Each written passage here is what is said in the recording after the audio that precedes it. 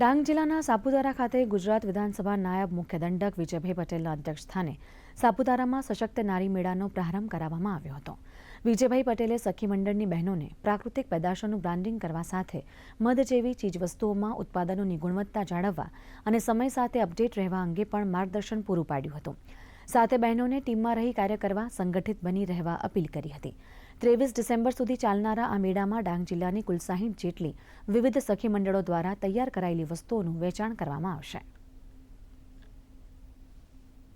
જે સ્વદેશી મેળાને અંદર લગભગ 60 જેટલા સ્ટોલો લગાડવામાં આવ્યા છે ને ડાંગ જિલ્લાના 3 તાલુકામાંથી સખી મંડળોએ પોતાની બનાવટની જે પણ આઇટમો છે, કોઈ વાંસની આઇટમ લઈ આવ્યા છે, કોઈ પ્રાકૃતિક ધાન્યની કીટો લઈને આવ્યા છે, અનેક પ્રકારની ચીજ વસ્તુઓ આ સશક્ત મેળાની અંદર લઈને આવ્યા છે।